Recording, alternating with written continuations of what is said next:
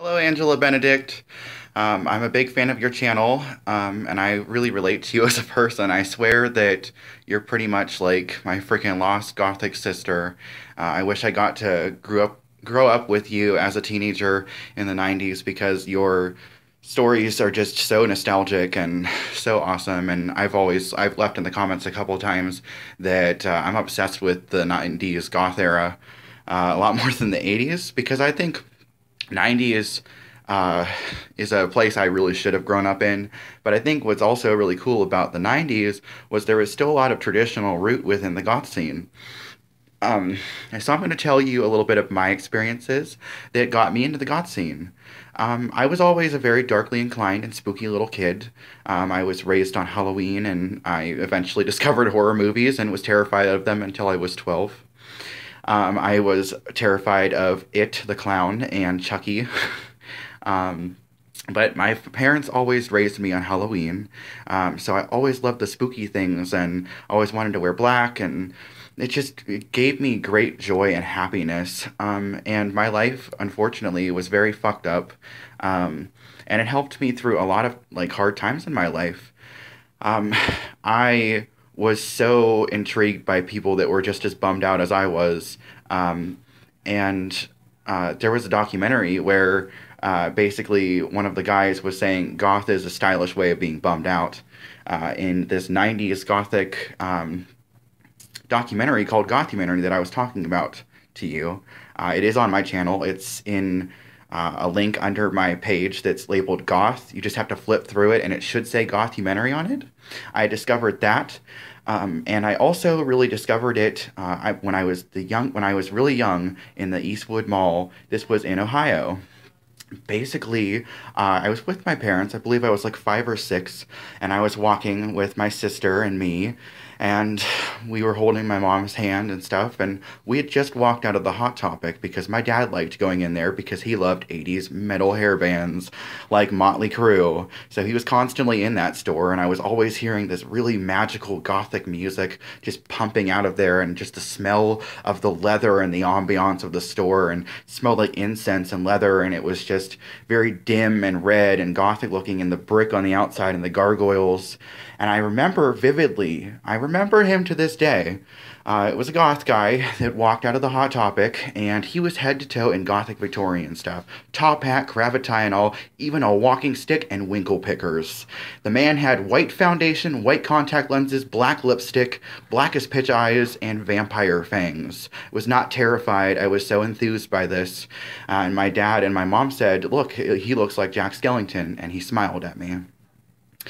Years later, I discovered that I was gay, and I was just thinking to myself, man, if I was out of the closet and an adult back then, I would totally find out if this dude was gay.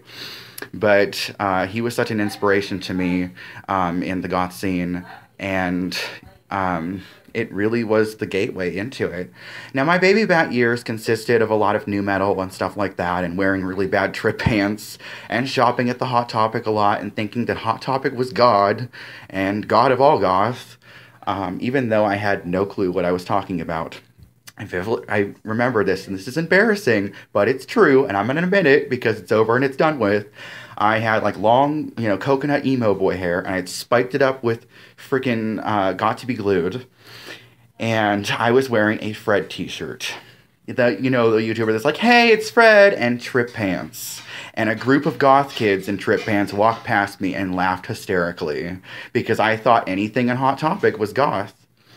Years later, when I was 14 years old, I came across a friend that had a brother that was into the goth subculture, used to be a goth, doesn't dress the part anymore, but still listens to the music, and still decorates his home really spooky.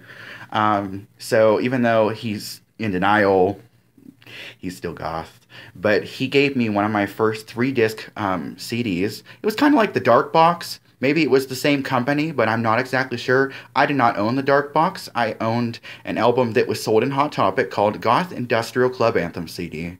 And basically that CD had shit tons of fucking records on it. I'm talking goth, post-punk, death rock, industrial, synth-pop, dark wave, you name it. It had the Cruise Shadows, it had The Mission, it had The Wake, it had Sisters of Mercy, Alien Sex Fiend, Bauhaus, Susie and the Banshees, Christian Death, and oh my goodness, and even Specimen and 45 Grave. It was one of the most influential CDs that I ever had. I remember vividly being in my room one night, and the sun was going down, and I was wearing black corduroy skinny jeans and a Rob Zombie and Alice Cooper t-shirt that I got when I went to their Halloween show called Halloween Hootenanny in Youngstown, Ohio, where there was tons of magical goth people of all sorts that were at that concert and tons of drunk adults in freaking costumes. And I remember vividly listening to Bela Lugosi's Dead. It was one of the very first goth songs I ever heard, and I still absolutely love Bauhaus so much, and I'm so jealous that you got to go and see them. We have to time travel now. It's official. We have to time travel. It's gonna happen. Because Peter Murphy, as we all know, he's a dick. And of course, Andrew Eldridge is, and they never really tour around here anymore, so yeah, that's become absolutely inevitable. But either way, Bauhaus was one of my most inspirational bands I've ever heard. And I remember vividly with my t-shirt, my corduroys, and the sun was going down, and I had my hand like this, and I was like just creeping. Like, while I was listening to the music, just creeping and watching my shadow creep across the freaking wall like Nosferatu. And my Baby Bat experiences were so magical, so beautiful, and so inspirational. And then when the goth scene helped me realize things about myself that I didn't know before. It helped me be a stronger person. It gave me a lot more self-awareness about the fucked up things that have happened in my life. And it was a creative outlet that really helped me through a lot of fucked up shit, dude. And I'm forever thankful for that. Sorry. I remember also my first Vivid Goth Club. Now, this was more of a gothic industrial club. It was out in Cleveland, Ohio, and they have a tiny little goth scene out there. And in my first time, I was 18 years old, and I bought a PVC gloss t-shirt from Face Clothing on Vampire Freaks and bondage skinny jeans and creepers, put whole fucking face of makeup on, shaped my eyebrows off, drawed them on, and I went out to that club because I wanted people to think I was goth as fuck. So I went into that club, super uber gothy looking, and I remember requesting a goth song to one of the DJs, and he just smirked at me and said, "We don't play that here." And I was like, what? Because I asked for, it wasn't specifically goth, but they're called the Horror Pops, Walk Like a Zombie. It was one of me and my friends' like favorite song that would play when we worked at a Halloween haunted attraction, and when no customers were coming through the hallway, we would just spin and twirl in these creepy ass Halloween costumes and wait for the next people to scare the fucking daylights out of people. And they had gone with me because it was my birthday. I remember that night vividly because my friend was 21. Her boyfriend was not. She handed her drink to him, and they sell zombies there. They're like one of the most typical fucking drinks that is sold at goth clubs. It's like millions of like liquors, and it's red, and it gets you real fucked up real quick. So she already felt tipsy. She handed it to him because she had to go pee. And he takes a sip, and the bar owner flips out because she's had a lot of incidents where there was a lot of underage drinking, and she almost got shut down for it. So she had a reason for flipping out, but she made a big scene, and it was kind of uncalled for. But that night was just so cool because there was just tons of goth people that were beautifully dressed. I remember a couple that was so fucking gorgeous. I'm friends with them to this day. I got to talk to them through Facebook. I have met so much people through that goth scene, it's not even funny, that I have not met yet, but I'm super fucking close with. But I met a goth couple, and they were just in full PVC gloss, and I just thought they were so gorgeous, and I got to meet them, and they were so super sweet. One of the most influential people in the goth scene that I had ever met was my friend Cross. He has a channel called Cross Nation. He used to have a show like The Galark Show. He would be in drag, in gothic drag, kind of like the Elvira show, and talk about horror films, old horror films, and do comedy skits and stuff, and wear devil horns and, white out contact lenses and use demonic voices and stuff with crackling fire and skeletons on the background on his green screen. And he was just such an inspiration. And then I found out he lived local. He lived in Cleveland, and and he influenced me to do gothic drag. So this is what's really, really tying into all of it. I practice drag on my Instagram, and I plan on doing drag eventually. That's why I have no eyebrows, because it's easier for applications, a lot faster. I'm practicing now. I'm posting them, and I'm getting the confidence to actually post them on Instagram and Facebook again.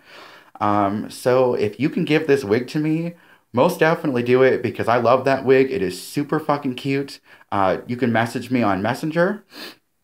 It is Tyler Green 1997, and my Facebook page is just Tyler Green. It should pop up, and I will try to post this on the Greater Alternative Community Facebook page. But if you can give this wig to me, that would be absolutely awesome. I love that you share a lot of your awesome nostalgic memories from the 90s that I wish I could relive, or not relive, I wish I can live through. And it just sounds like an amazing thing. And when you were talking about your one of your lovers that you had in the goth scene, he sounds really hot, first of all, and he sounds like an absolute winner. Like, he sounds like someone that was like a genuine person that was like probably treated you really fucking good, and sounds like you had a really awesome relationship. And when you got a little emotional, I did too, because I can relate to that feeling so freaking much. But yeah, that sounds like a fairy tale. But yeah, I can relate to you so much on that. And I think that's so cool, because a lot of the times in the gothic scene, and just in general, even outside of our subculture, a lot of people are just not genuine.